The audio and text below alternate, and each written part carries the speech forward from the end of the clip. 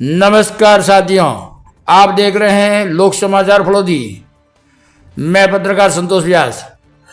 आज हम नगर परिषद फलोदी के सफाई कार्य को लेकर समीक्षा करने वाले हैं।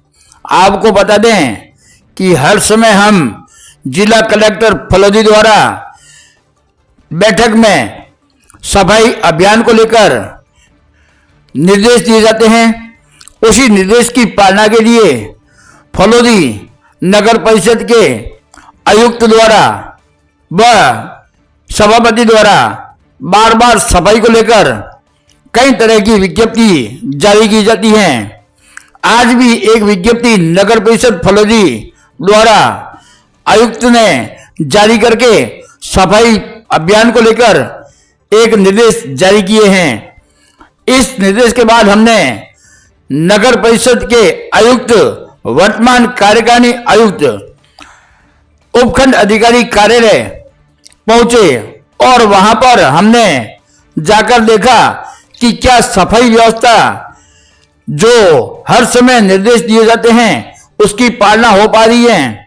आपको बता दें कि नगर परिषद आयुक्त पद पर उपखंड अधिकारी फलोदी को लगाए हुए 15 दिन से अधिक हो गए, जहां पर उपखंड कार्यालय परिसर में ही यह आपको जो नजर आ रहा है यह सुलभ शौचालय है जो लंबे समय से बन पड़ा है।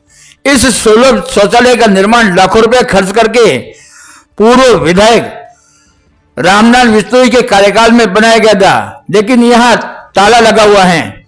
इसका उपयोग यहाँ आने जाने वाले को किसी को नहीं हो पा रहा है। साथ ही ये जो नजर आ रहा है आपको ये शौचालय हैं, उसकी आप दशा इस स्क्रीन पर जरूर देख सकते हैं कि कैसी दशा है।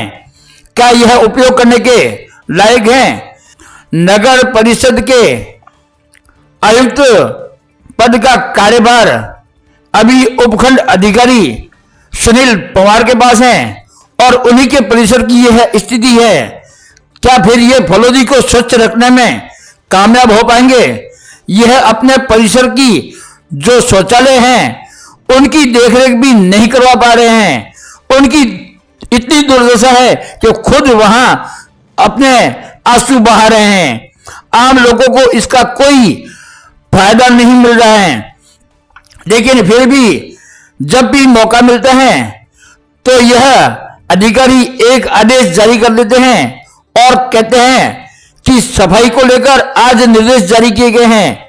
वहीं जिला कलेक्टर भी हर बैठक के अंदर सफाई व्यवस्था और स्वच्छता को लेकर आदेश देते रहते हैं, लेकिन यह हालात देखकर नहीं लगता कि फलोदी क्षेत्र में नगर परिषद के आयुक्त पद पर रहने वाले अधिकारी भी अपने कार्यालय में यानी कि परिसर में स्थित सुलभ शौचालय तक नहीं खुलवा पा रहे हैं। तो बाहर लगे हुए सुलभ शौचालय की स्थिति क्या होगी, यह एक सोचनीय विषय है। लेकिन इनको अब कौन समझाए कि पब्लिक जहां यहां नगर परिषद द्वारा संचालित इस शौचालय का उपयोग नहीं कर पा रही है। हालांकि उपखंड परिसर में रोज ही सैकड़ों की तादाद में पुरुष और महिलाएं आती हैं, लेकिन उनको यहां शौचालय की सुविधा तक उपलब्ध नहीं है। क्या यह शौचालय यानी कि यह सुलभ शौचालय उपखंड अधिकारी कहें या कार्यवाहक आयुक्त इनको शुरू करवा पाएंगे, या सिर्फ बैठक करके और एक प्रेस विज्ञप्ति जारी करके अपने दायित्व को इतिश्री कर देंगे? अब यह विषय सोचने वाला है और गंभीर भी है। इस पर कब कार्रवाई होती है, हमारी भी इस पर नजर जरूर रहेगी। वहीं आज की अगली खबर, फलोदी जिले में सरकारी भवन को ध्वस्त करके और उन्हें नेस्तनाबूद करने की कार्रवाई भी की जा रही है, क्योंकि लोगों में इस मामले को लेकर कोई खौफ तक नहीं है। ऐसा मामला पहले भी एक बार बीटरी में हो चुका है, लेकिन उस पर गंभीर कार्रवाई नहीं होने के कारण आज फिर हौसला बढ़ा और जलदाय विभाग के भवन और चार दीवार को ध्वस्त कर दिया, जिससे नाराज ग्रामीणों द्वारा आज जिला कलेक्टर फलोदी व उपखंड अधिकारी फलोदी को ज्ञापन देकर शुक्रवार तक का समय दिया है, अन्यथा आंदोलन किया जाएगा। उन्होंने ज्ञापन में आरोपियों को गिरफ्तार करने और उनके खिलाफ मुकदमा दर्ज करने की मांग की है। क्या कहा है ग्रामीणों ने, आप जरूर इसमें सुने। आज क्या मामला था जो लेके आए थे उपखंड अधिकारी के पास? हम सांवरीज गांव से पधारे हैं, सभी सांवरीज की 36 गांव की जनता आई हुई है और हम सब पहले कलेक्टर साहब के पास गए थे। कलेक्टर साहब से मिल के आए, कलेक्टर साहब से मामले के बारे में रूबरू करवा के आए हैं। मामला ये है कि हमारे फलोदी के पूर्व प्रधान प्रतिनिधि महिपाल जी भादू डड्डू निवासी है, जिन्होंने हमारे गांव के अंदर कोड़ू सांवरीज रोड पे 1970 में एक PhD का भवन, 4 दीवारी टंकी खेड़ी बनी हुई थी, तो उसको ट्यूबवेल भी था, उसको महिपाल जी ने कल JCB से लोगों से पैसे लेकर वहाँ आए और JCB से उसको हटा दिया।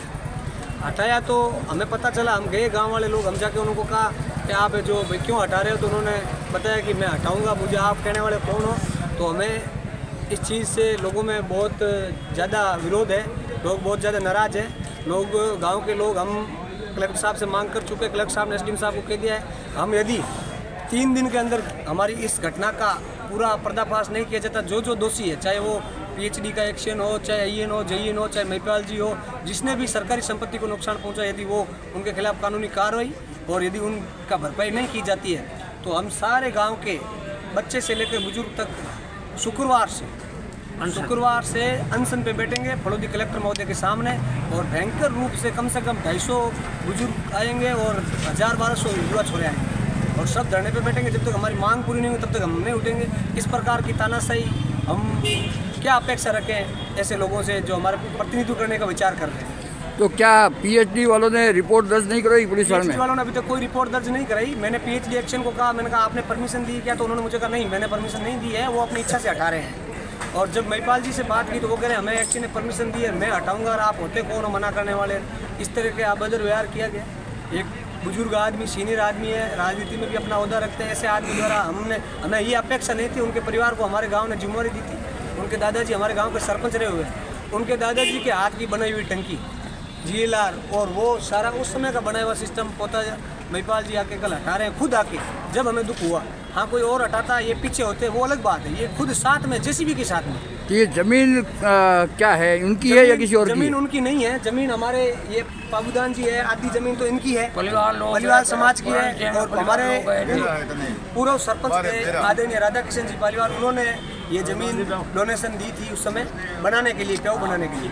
और आधी जमीन जो मापने में कुछ डिस्प्यूट आया, उस कारण उसमें फोर्स चेंजिंग हुआ है, वो ज़मीन थोड़ी सी एक हमारे सुरत रह रहे हैं सांवरीज के निवासी है, उनके अंदर आ गई।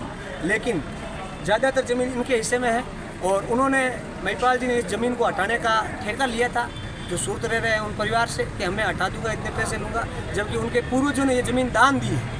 दान दी हुई ज़मीन को वापस ले रहे हैं। और ऐसे हमारे यहाँ के स्थानीय नेता हैं। आप सभी मीडिया बंधुओं को बहुत बहुत आभार, प्रशासनिक विभाग का बहुत बहुत आभार। शुक्रवार से पहले इस पर कोई कानूनी कार्रवाई नहीं हुई, शुक्रवार से धरने पे बैठेंगे, चाहे हमारा नुकसान महिपाल जी कितना भी कर दे, हम पीछे नहीं हटने वाले हैं। हमारी मांगे मानी गई तो अच्छी बात है, नहीं मानी गई तो सब लोग हम धरने पे बैठेंगे, संख्या इससे 4-5 गुना हो जाएगी। वहीं आज की अगली खबर, जयपुर में आयोजित रोलर स्केटिंग में फलोदी की दृष्टि सिंह ने जीते हैं 2 पदक। अब खबर विस्तार से। जयपुर में आयोजित इस राज्य स्तरीय रोलर स्केटिंग प्रतियोगिता में फलोदी के 8 स्केटरों ने भाग लिया था। इस राज्य स्तरीय रोलर स्केटिंग प्रतियोगिता में प्रथम दिन road race, rink race, 1000 metre one lap, road lap 100 metre की प्रतियोगिता में फलोदी की दृष्टि ने 2 कांस्य पदकों पर अपना कब्जा जमाया। खेल और सांस्कृतिक विकास संस्थान की संचालिका विजयश्री धानी ने बधाई दी है।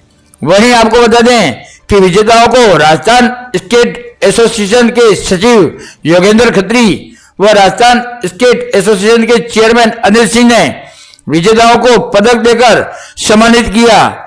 अपनी श्रेणी के श्रेष्ठ 3 विजेता प्रतिभागी मैसूर कर्नाटक के में आयोजित होने वाली राष्ट्रीय स्तरीय प्रतियोगिता में भाग लेंगे।